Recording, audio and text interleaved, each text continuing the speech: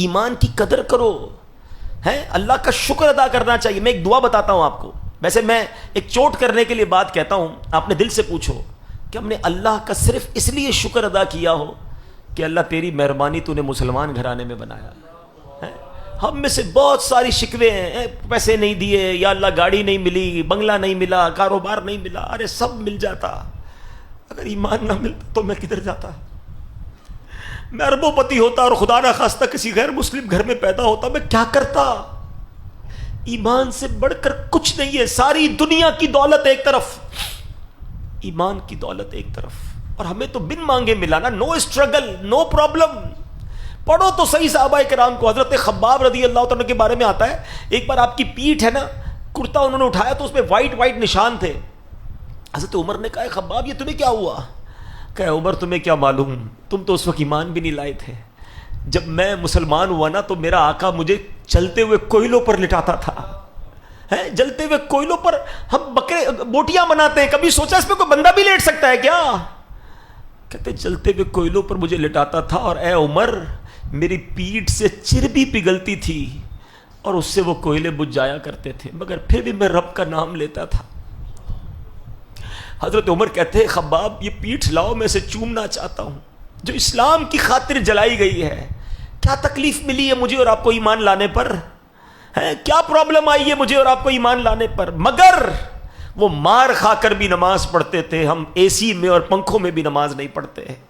وہ قرآن پڑھتے تھے. آپ کو پتا ہے میرے آقا جب قرآن پڑھتے تھے کفار کیا کرتے تھے؟ انہوں نے لڑکے رکھے ہوئے تھے کہ نبی پاک قرآن پڑھے تو تم شور مچانا، تم تالیاں بجانا، تم یہ کہنا معاذ اللہ یہ جھوٹا ہے، اس کی بات نہ سنو. ان کو ڈر تھا کہ ان کی تلاوت لوگ سن لیں گے تو ایمان لے آئیں گے. قرآن اللہ کے حبیب پڑھتے تھے، وہ لوگوں کو سننے نہیں دیتے تھے. اگر آج ہمارے گھروں میں قرآن موجود ہے، ہم قرآن نہیں پڑھتے.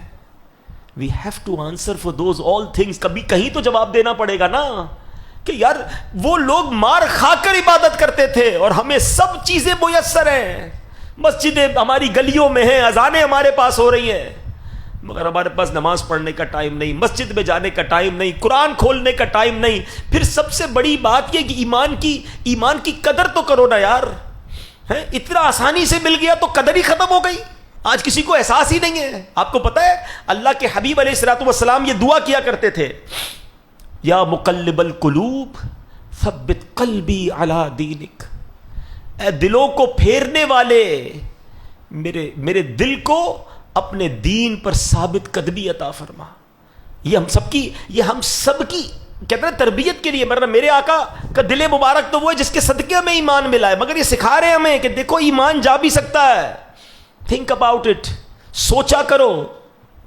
ہاں ایمان مل گیا بہت اچھی بات ہے، مگر یہ ایمان سلامت رہے گا قیامت تک، مرتے تک یہ پتہ نہیں ہے. ساری زندگی نمازیں پڑھی، روزے رکھے، حج کیے، اور اگر ایمان پر خاتمہ نہیں ہوا نا، نل اینڈ وائڈ سب ختم ہو جائے گا. سب سے مین چیز ایمان ہے. مگر ہم میں سے شاید کوئی ہوگا جس کو ایمان کی فکر ہوتی ہوگی کہ ایمان بھی بچ جائے، یا اللہ ایمان سلامت لے کے جاؤں.